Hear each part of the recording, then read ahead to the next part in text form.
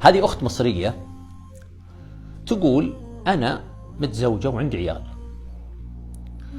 وحسيت أنه فيه صعوبة في التنفس بدأت تجيني وفي ألم في حلقي، فرحت أفحص، فالجماعة قالوا لي إن في عندك ورم، الورم هذا يضغط على القصبة الهوائية فمأثر على التنفس عندك، لابد إن نعمل لك أشعة ونشوف وضع الورم هذا، ولابد إنك تدخلين للعمليات. فقالت ما عندي مانع، يلا. المهم جو يوقعونها على ورقة، الورقة هذه إنه موضوع الأشعة، والأشعة المقطعية اللي فيها صبغة وما صبغة، هذه نوع من الأشعة تحتاج صبغة معينة إشعاعية علشان يعني يتبينون حالة المرض. لما جت توقع على الورقة مكتوب في الورقة إنه فحص الحمل، فلا بد إنها تفحص حمل. ليه؟ لأنه يكون في خطر، لو كان في حمل في خطر على الجنين، موضوع الأشعة هذه المقطعية وموضوع الصبغات. فهي قالت للموظف أنا متأكدة أني ماني حامل. فقال لها على مسؤوليتك؟ قالت على مسؤوليتي. قال اكتبي. كتبت ووقعت. المهم وراحت وأخذت الصبغة، كانت معها صديقتها اسمها ليلى، كانت معها مرافقة معاها. تقول أخذت الصبغة ودخلت للأشعة المقطعية، يعني حالة من التعب منهكة جدا الأشعة المقطعية. تقول المهم وطلعت من الأشعة المقطعية وحدد وقت العملية، وفعلا دخلت للعملية وأجريت لي العملية، عملية استئصال الورم اللي خلف القصبة الهوائية. تقول وطلعت على الإنعاش، وكانت ليلى صديقتي متابعة لي تماما وملازمة لي تماما. تقول والحمد لله رب العالمين تماثلت للشفاء، وبعدين طلعت من المستشفى. حسيت بعد فترة، يعني بعد أسبوع كذا، حسيت بتعب ووهن وغثيان، فرحت كشفت، فاكتشفت إني أنا حامل، وإنه كل فترات الأشعة اللي أخذتها والتخدير كل شيء كان وأنا حامل. فتعبني ألم الضمير، كيف أنا جنيت على هذا الطفل؟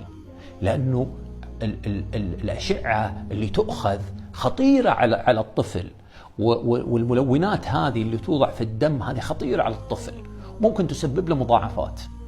تقول المهم رحت وفحصت عند طبيبة سونار، فقالت لي ما في نبض، الولد ميت.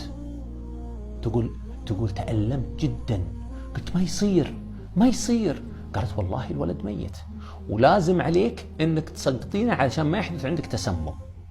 تقول ما اقتنعت، رحت وكشفت كشف ثاني يسمونه كشف الهرمونات والتأكد من هرمونات الحمل. كشفوا عليها قالوا لها تدل الهرمونات انه الطفل ميت. تقول خواتي وأمي يلحون علي، يا فلانة أنت الحمد لله رب العالمين عندك عيال، ليش أنت مصرة على هذا الولد؟ قالت أنا مصرة عليه لأني أنا اللي تسببت فيه، أنا أبغاه يعيش، أنا بتحمل حياته. قالوا ممكن حتى لو كان حي ممكن ترى يكون مصاب بتخلف عقلي، مصاب بأمراض. قالت أتحمل وأروح فيه الدنيا كلها واتحمل لأني أنا اللي تسببت له بهذا. تقول كنت ألجأ إلى الله سبحانه وتعالى وأدعوه وأتضرع له وأطلب منه سبحانه وتعالى. المهم أقنعوني أهلي أنه لازم تنزلينه حفاظا على صحتك، وأنك ما تقتلين نفسك، خلاص الأطباء قالوا لك أنه ميت. تقول رحت للطبيبة وقلت لها يا دكتورة، وكانت معي أختي، قلت يا دكتورة أنا جاية أنزله لأن أنا فحصت وكذا وقالوا لي أنه ميت. فقالت لها الطبيبة يا أختي أنت جايتني ومن ضمن الطلبات فحص سونار، فايش رايك بما انك دافعه حق السونار افحص لك؟ فقالت تفضل يا دكتوره. فحصت، فقالت لها الدكتوره يا اختي في نبض، الولد حي. قالت الولد حي؟ قالت ايه الولد حي. فاختها قالت لها يا اختي يا اختي لو كان حي بيجيت متخلف، بيجيت تعبان، بيجيت يا اختي يا اختي خلصي نفسك. تقول فالطبيبه قالت لها لا ما يجوز، حي ما يجوز. فبدأوا يتخاصمون الطبيبة وأختها. تقول فقلت لهم خلاص اسكتوا، القرار عندي، أنا عاوزاه، أنا عاوزاه يا أختي وأنا أتحمل مسؤوليته.